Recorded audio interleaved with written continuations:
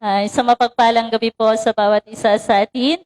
Isang mapagpalang gabi po sa lahat naming taga-panood, taga-pakinig sa FB Live, sa lahat naming mga kapatiran sa iba't ibang lugar na sasakupan ng ating simbahan, sa ating minamahal na Reverend Sharon na nagbigay ng napakagandang mensahe para ibahagi sa ating lahat at para sa lahat ng ating mga kapatiran sa kanilang mga tahanan, na nakikinig at sumasabay sa ating pagsamba sa hapong ito.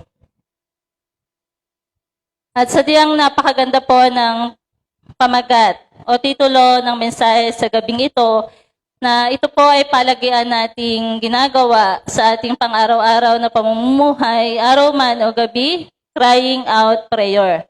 Crying out, ibig sabihin po ay tumawag o sumigaw tayo sa ating pananalangin.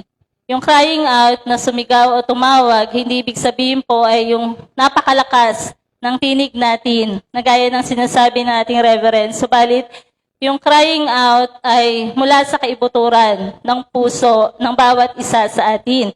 Kung paano tayo mananalangin, kung paano natin isisigaw o tatawagin ang pangalan ng ating Panginoong Hesukristo. It is very important to discover and discern your evil spirit. You can see that most of those who are spiritually refreshed or bound are freed by crying out prayers. Sadyang napakahalaga na makita at mapagtanto natin ang masasamang espiritu na mayroon tayo.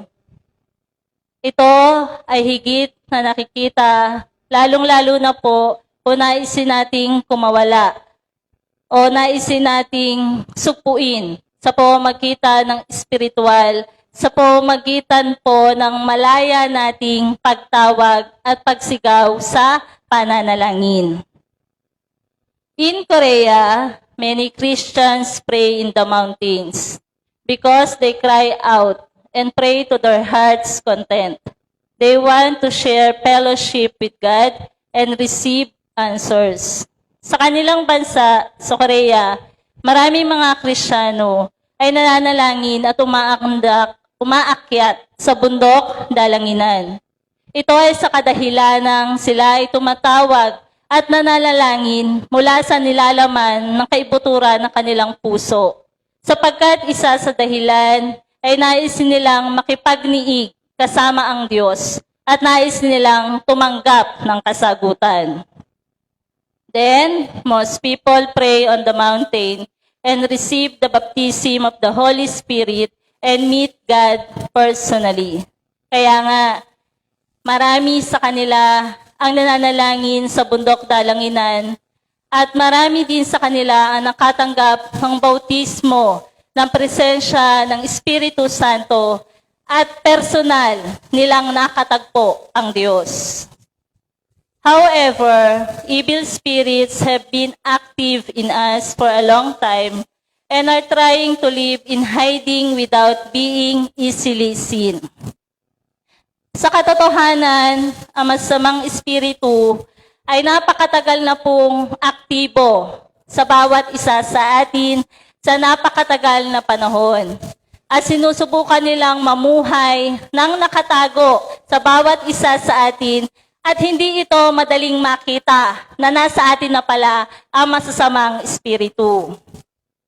Those who hate evil seek truth and desire spiritual growth are easily exposed to evil spirits. At sino mang napopood sa kasamaan, nagsasaliksik sa katotohanan, at mayroong layuning umunlad ang kanilang espiritual, ay napakadali nilang mahayag ang kanilang masasamang espiritu. Because their character and evil spirit are not in harmony with each other. Dahil ang kanilang pag-uugali at masamang espiritu ay hindi po magkatugma sa bawat isa. Siyempre, once these people get angry or say evil words, they feel very distressed and the after effects are severe.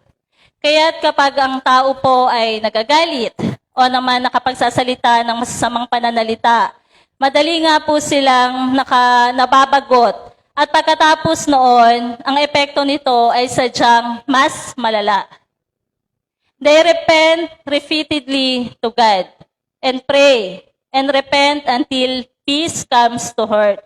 Kaya sila po ay paulit-ulit na nagsisisi sa harapan ng Diyos, nananalangin, at nagsisisi ulit hanggang makamit nila sa kanilang puso ang kapayapaan. But those who do not hate evil, do not cleanse their evil, and do not yearn for a holy and sanctifying spirit are different. Kaya sa sino man na hindi napopoon sa kasamaan, ang hindi naglilinis ng kanilang masasamang taglay, at walang layunin o naiisin para sa kanilang kabanalang espiritu, ay sadyang kakaiba.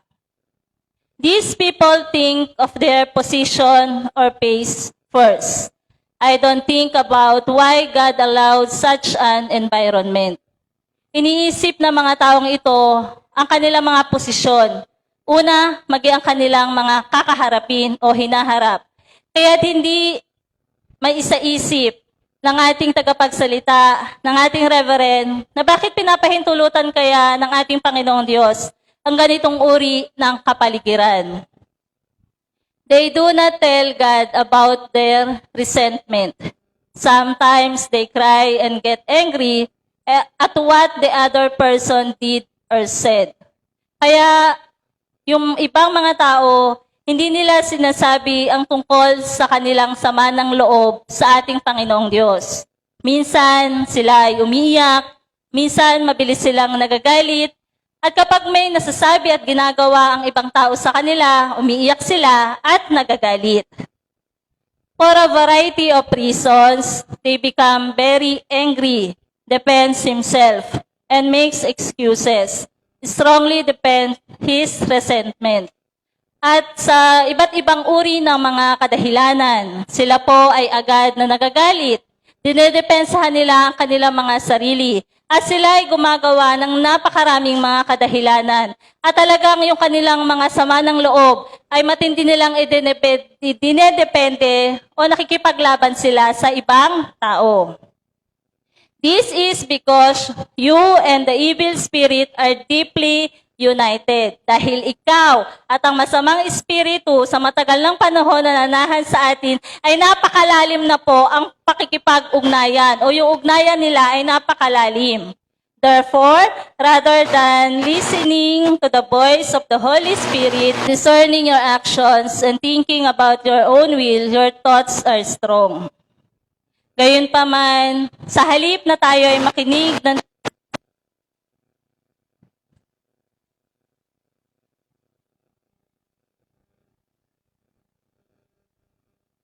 Gayunpaman, sa halip na tayo ay makinig ng tinig ng presensya ng Espiritu Santo at makakita ng gawa ng sarili nating kalayaan, mas malakas ang tawag ng ating kaisipan.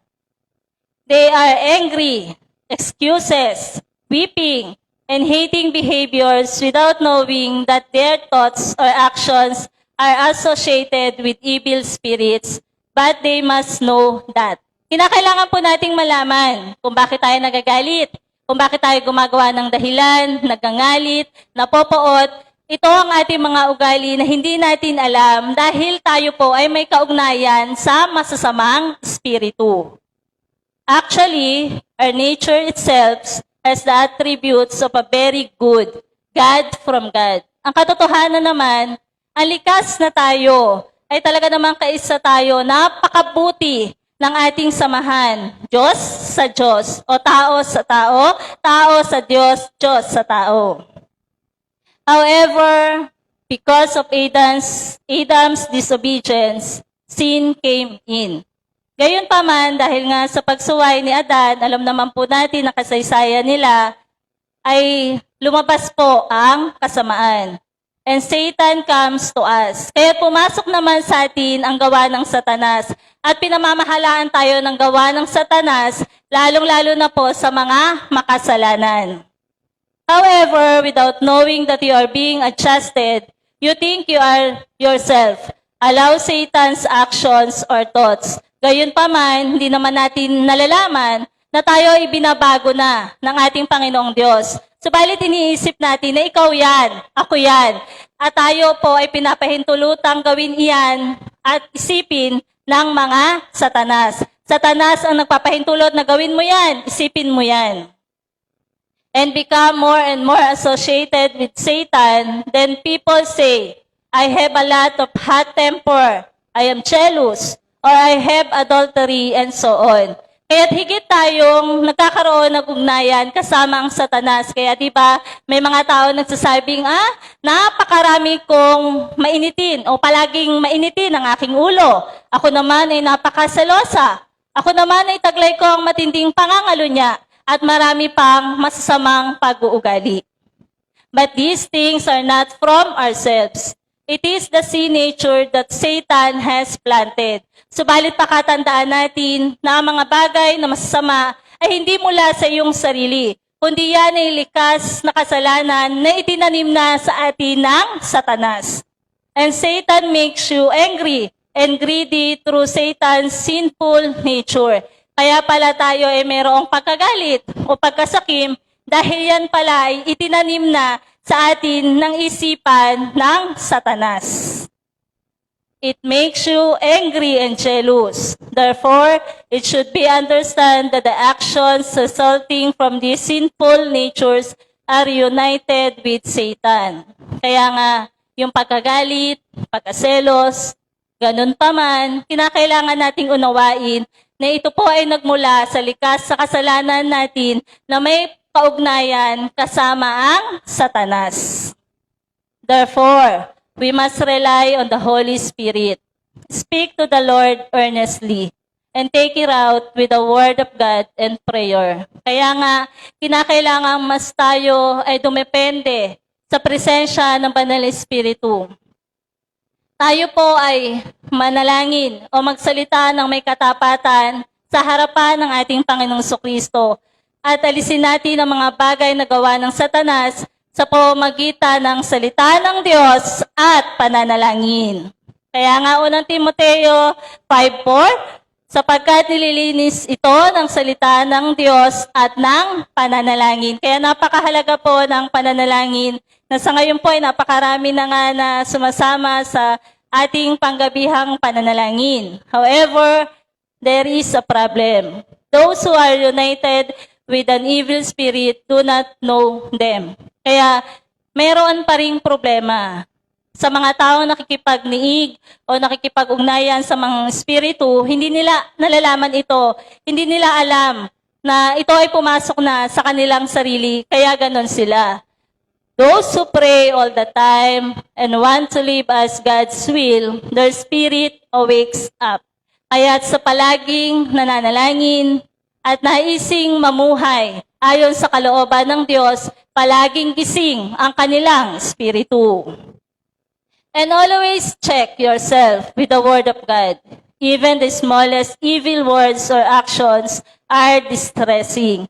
Kaya kinakailangan nating palagiang suriin ang ating mga sarili kasama ng salita ng Diyos. Kahit na ang pinakamaliit na masasamang pananalita at gawa ay kinakailangan po natin itong bantayan. Therefore, the people who are praying can know there is Satan's working or not. Kaya nga, sa mga taong palagiang nananalangin, alam nyo na kung may pagkilos ng gawa ng satanas o wala sa inyong sarili. So, when the other person becomes angry, greedy, or commits adultery, it can feel the evil spirit or energy working with Satan at behind. Kaya nga sa mga ibang mga tao na nagagalit, may pagkasakim, o gumagawa ng kasalanang pangangalunya, nararamdaman nila ang enerhiya ng presensya ng masamang espiritu na kumikilos sa kanilang tabi kasama ang gawa ng satanas. Therefore, when I encourage people to repent, they don't like to listen of my advice. Kaya nga, kapag ang tagapagsalita natin, ang ating reverend, ay hinihikayat tayong kanyang mga miyembro na pagsisihan natin ang ating mga nagawang kasalanan, yung iba, hindi nila naising makinig sa kanyang mga payo. Because of those who you are united with an evil spirit, hate, cancel, and advise. Instead of take advice, have feelings of hate. Kaya sa sino mang may pagkakaisa sa masasamang espiritu, napopood sila sa mga payo at mga sinasabi. Sa halip na tanggapin yung pagpapayo ng ating reverend, yung iba ay nakadarama pa ng pagkapuot sa kanilang puso. When I give advice to people, it is the work of the Holy Spirit for your own benefit. Kaya kapag siya ay nagbibigay ng payo sa atin, ito ay ang pagkilos sa Kanya ng presensya ng Espiritu Santo para naman po iyon sa ating sariling kapakinabangan. However, those who are associated with an evil spirit hate advice. Rather, they have bad feelings, but don't realize about that is wrong. Gayunpaman, sa mga taong may pakikipag-ugnayan sa masamang espiritu, sadyang napopood sila sa mga payo. Kaysa makinig sila sa payo, nagkakaroon pa sila ng di magandang nararamdaman. Kaya't hindi nila maunawaan na yun pala ay isa ng pagkakamali.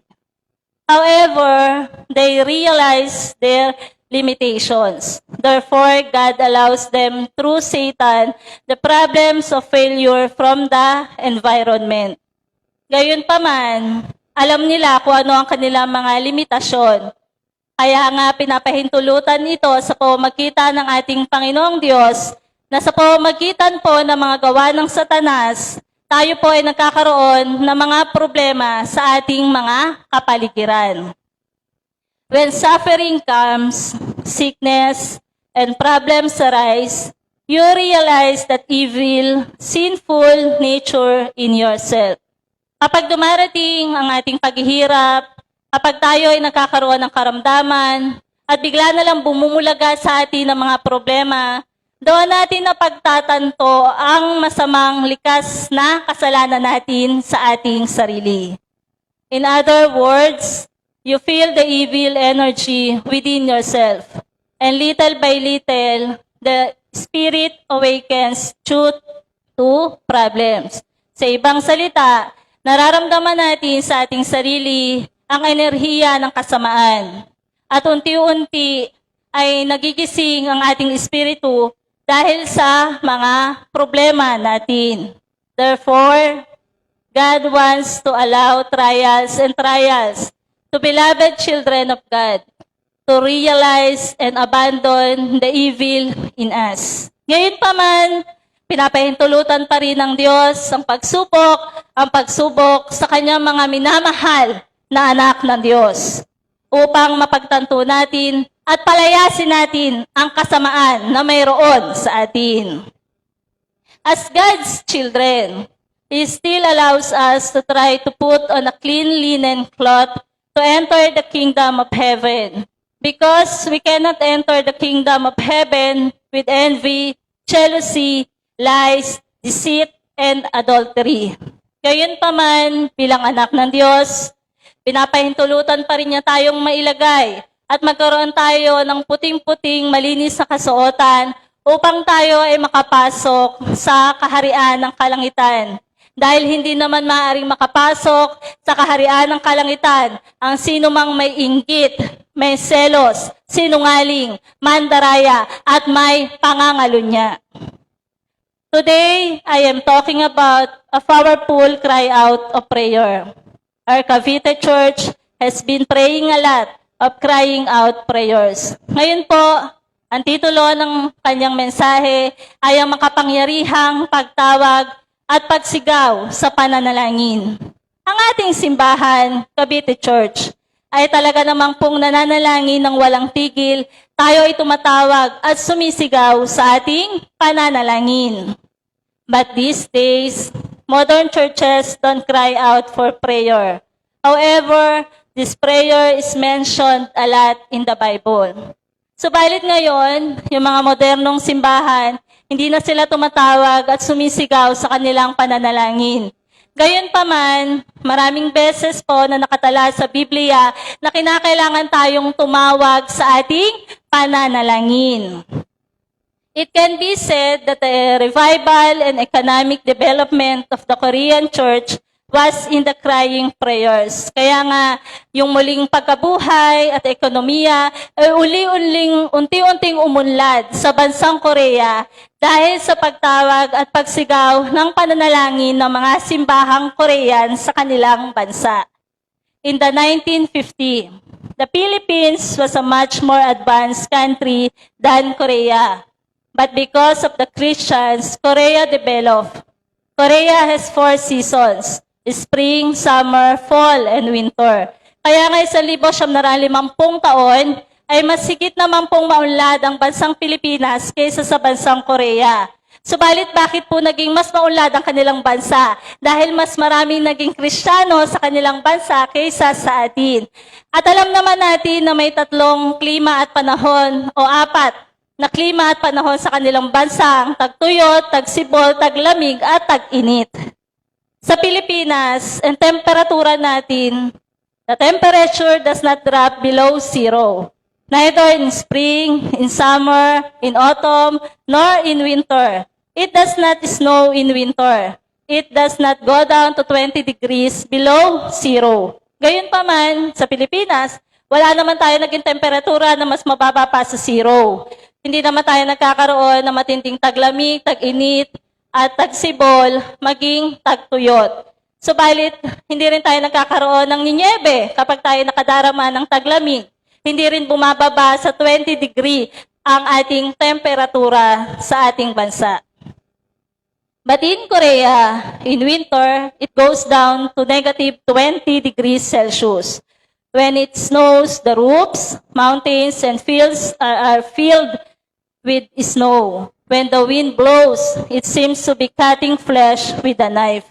Sa kanilang bansa, sa Korea, kapag taglamig, negatibo 20 degrees Celsius ang kanilang temperatura. At yung mga ninyebe, nakikita sa kanilang bubungan, sa mga bundok, at maging sa mga bukid, talaga naman pong umaapaw o patong-patong yung ninyebe. Kapag nga umiihip yung hangin, para po silang naghihiwa ng laman gamit ang kutsilyo.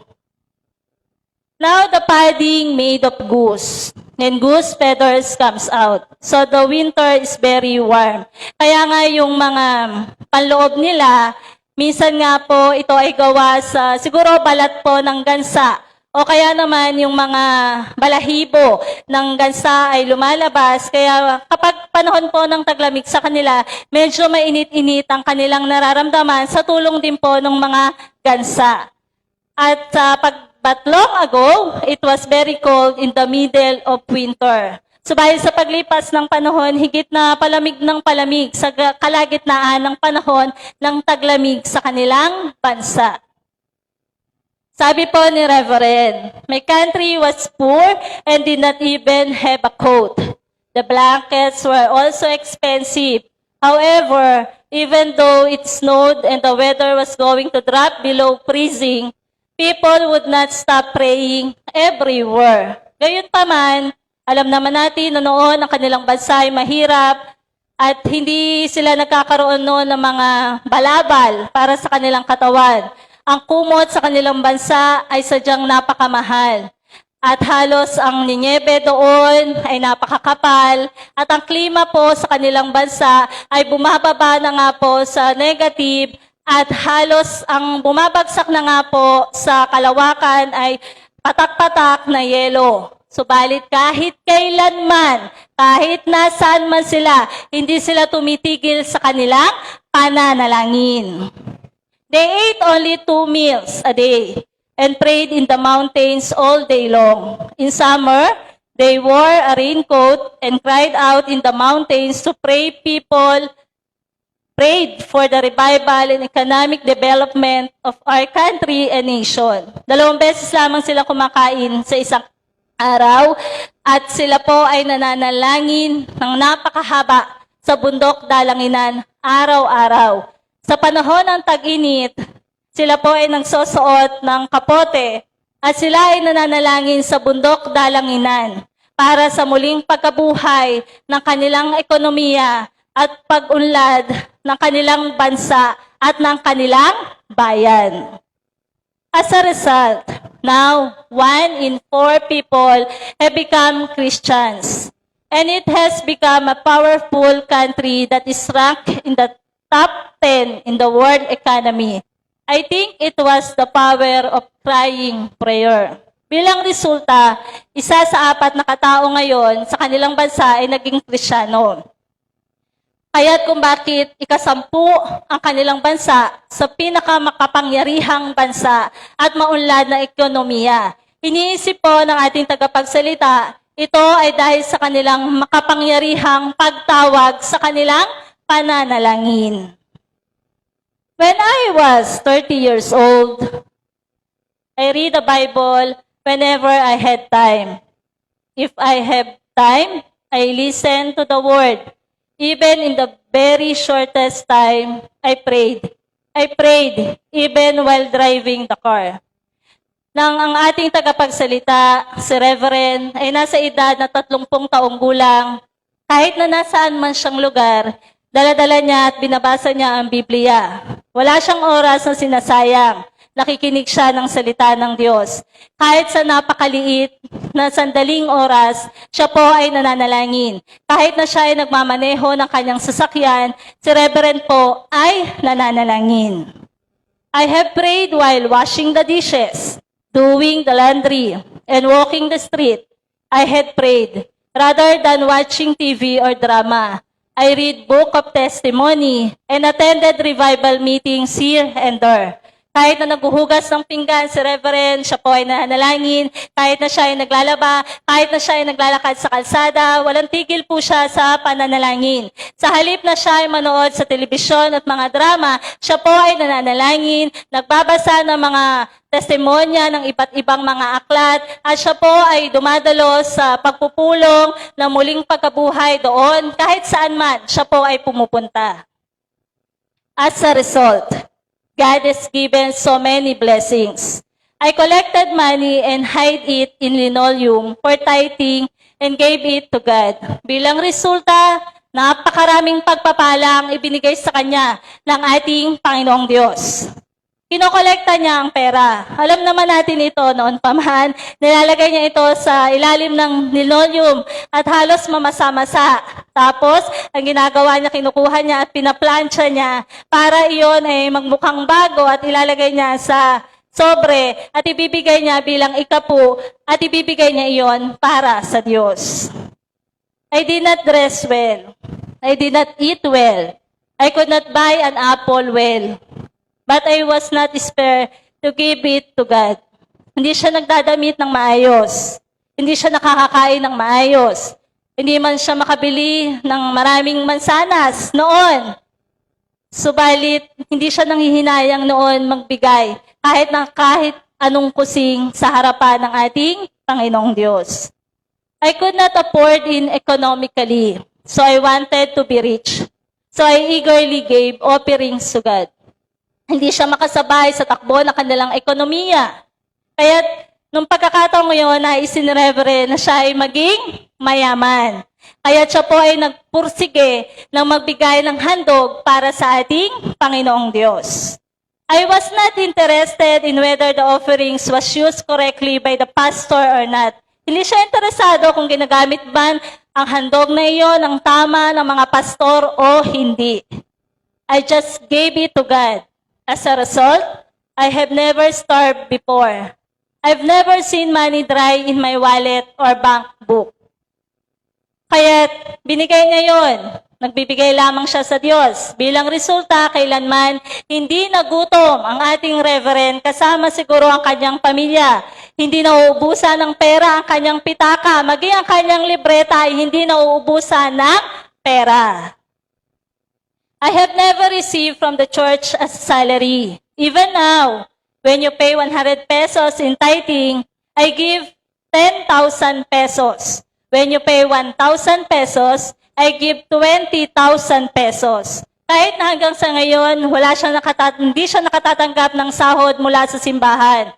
Kapag tayo ay nagbibigay ng 100 piso para sa ikapu, nagbibigay naman siya ng 10,000 piso. Kapag tayo ay nagbibigay ng 1,000 piso, siya po ay nagbibigay ng 20,000 piso.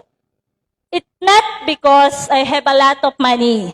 It is because I know the principle of God that returns to me as blessing to me and my family with circumstance when I give it. Hindi dahil siya po ay napakaraming pera.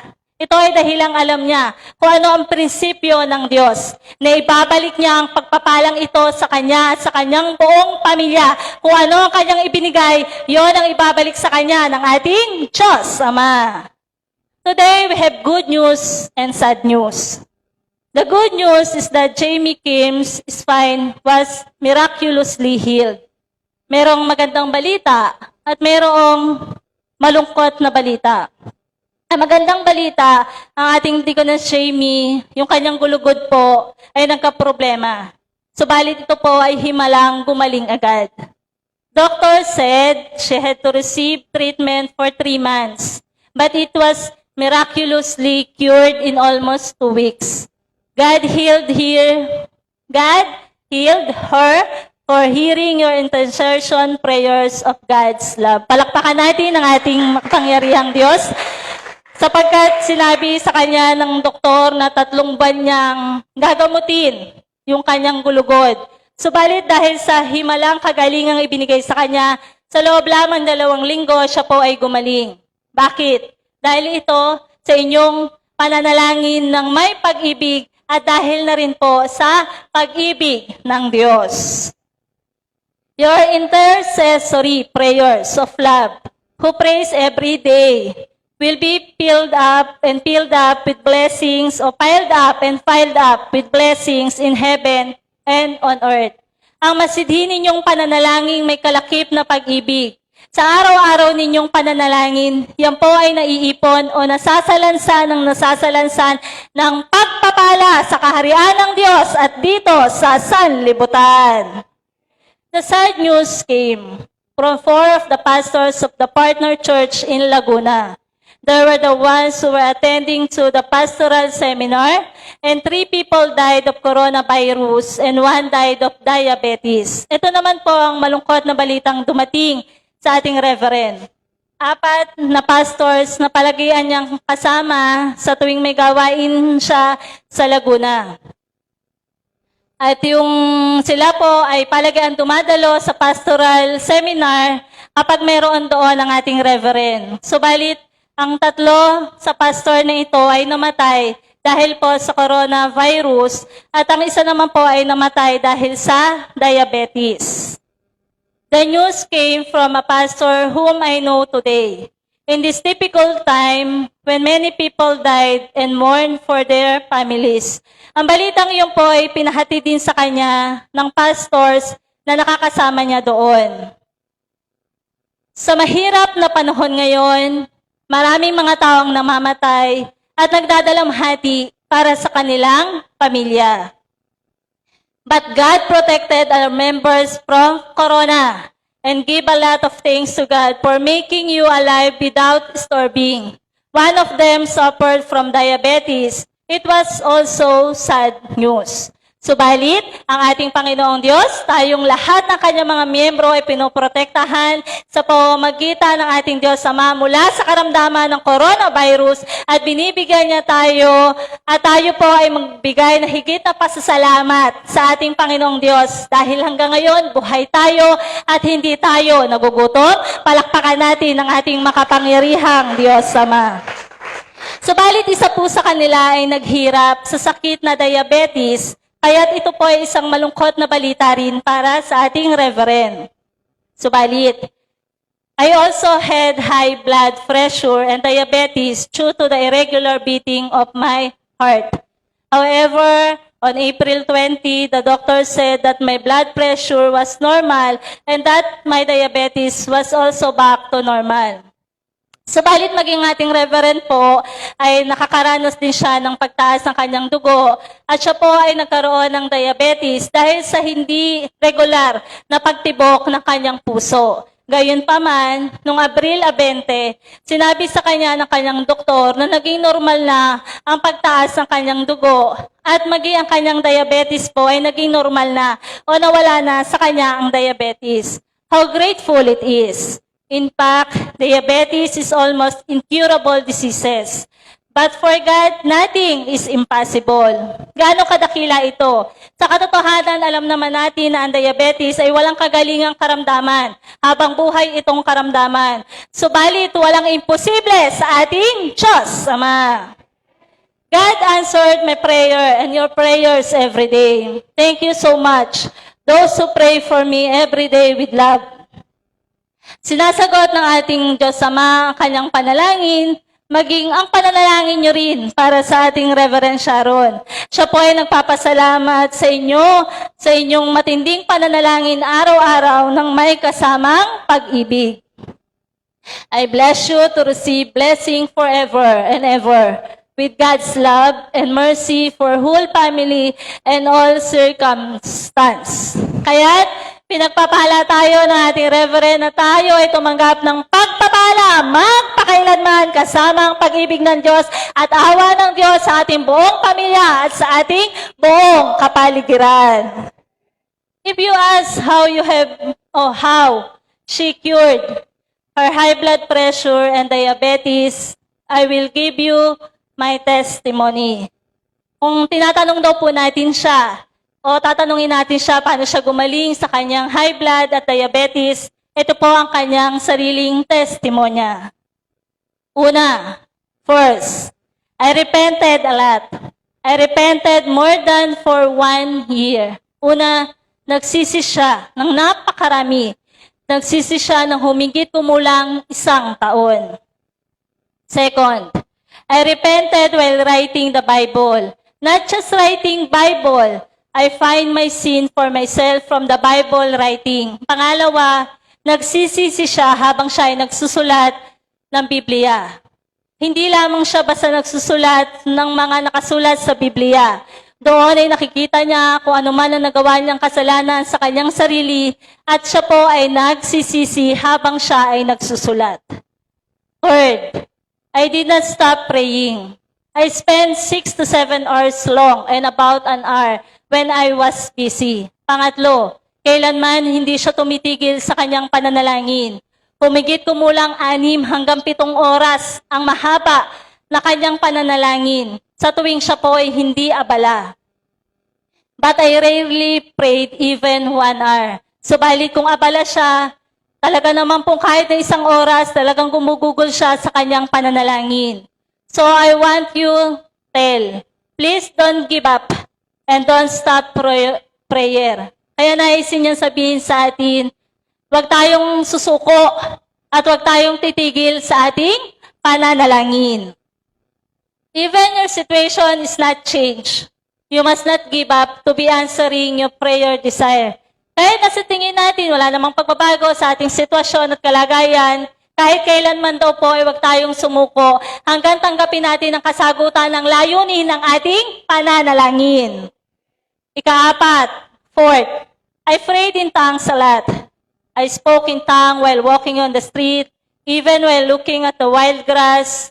I talked with God. Ika-4, siya po ay nagnanalangin ng napakarami sa iba't ibang wika. Kahit siya ay naglalakad sa kalsada, siya ay nananalangin gamit ang iba't ibang wika.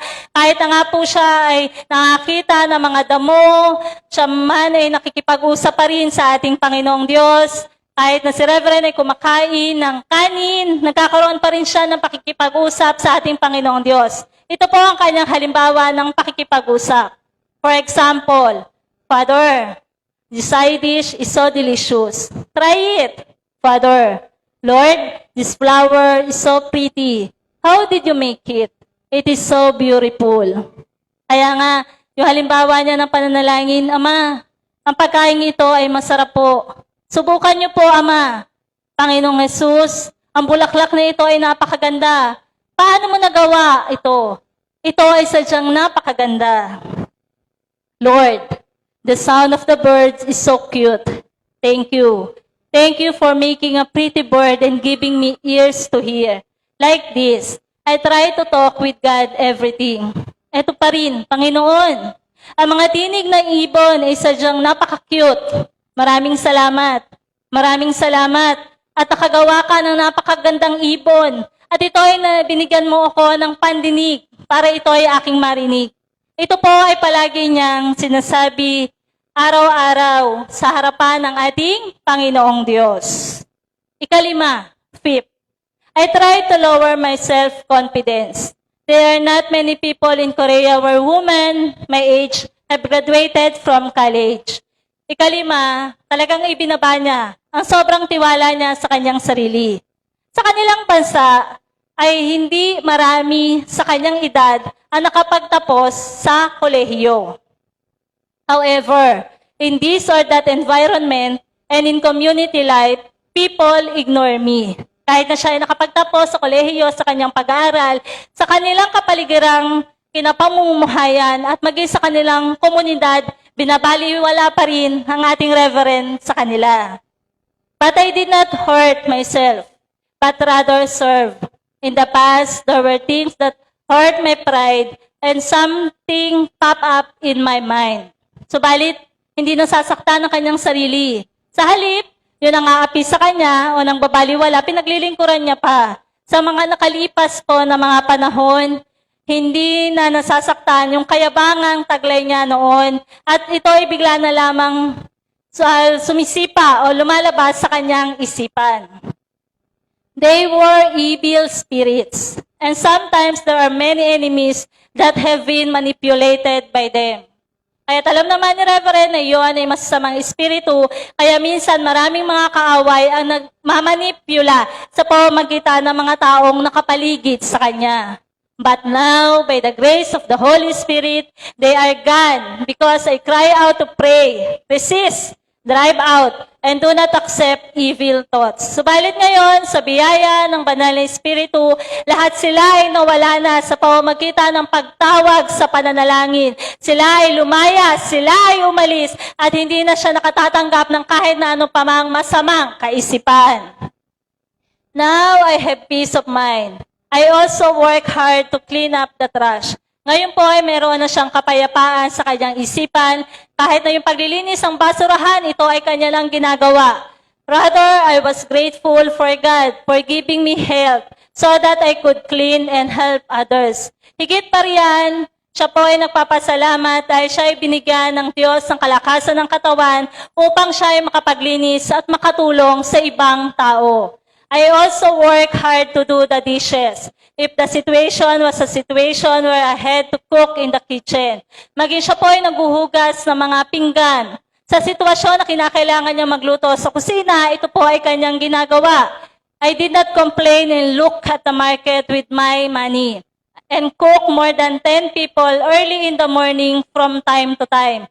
Hindi kailanman siya nagreklamo. Kapag siya ay may pera sa kanyang Kapag siya ay may pera, pumupunta siya sa palengke. At siya po ay nagluluto na humigit kumulang sa 10 katao sa umaga.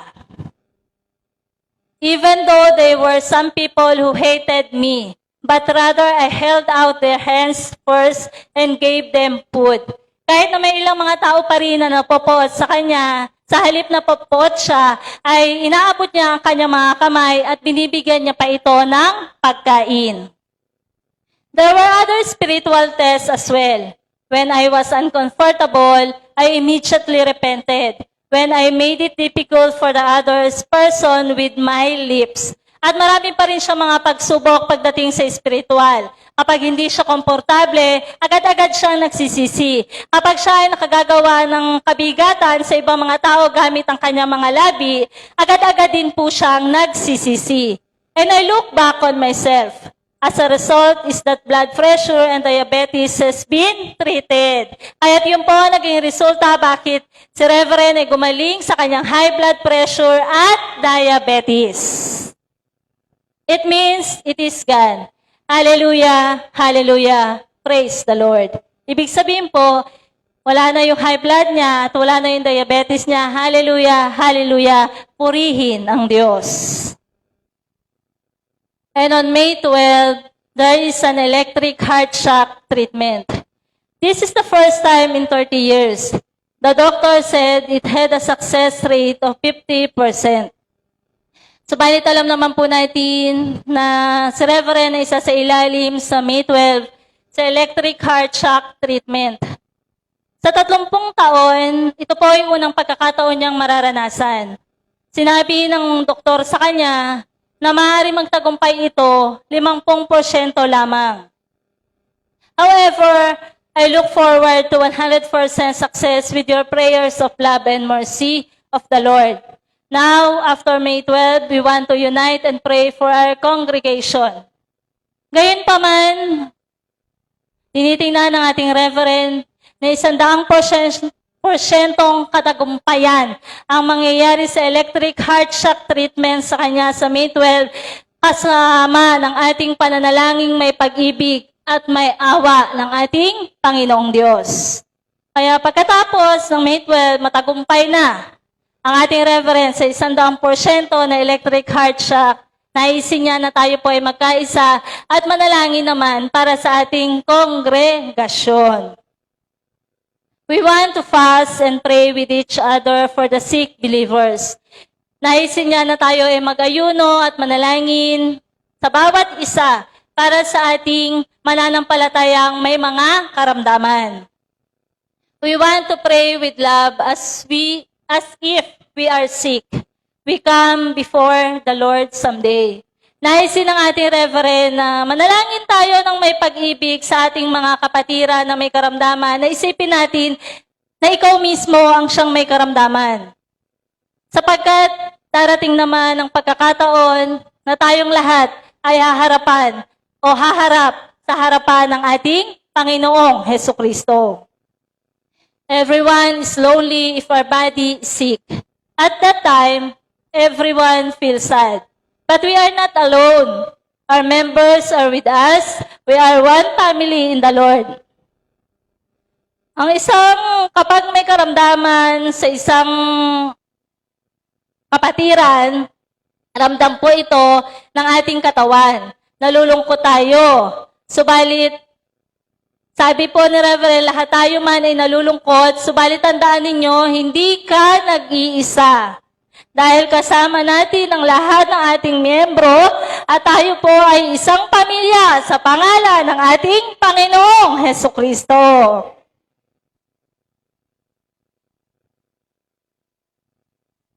We want to be a true family that comforts us when we are sad, rejoices when we are happy, prays and comforts us when we are sick. Naisin ng ating reverend na tayo po ay maging tunay na pamilya na nagbibigay aliw sa bawat isa kapag nalulungkot ka, nagagalak ka kapag ikaw ay masaya, nananalangin at nagbibigay aliw sa bawat isa kung sino man po ang mayroong karamdaman. That's how our Lord wants us to love each other. That is to love God and to love our neighbors. Dahil yan ang naisin ng ating Panginoong Kristo, ang mahalin natin ang bawat isa. Iyan ay ang pag-ibig ng Diyos at ang pag-ibig sa ating kapwa. Tayong lahat po ay manalangin.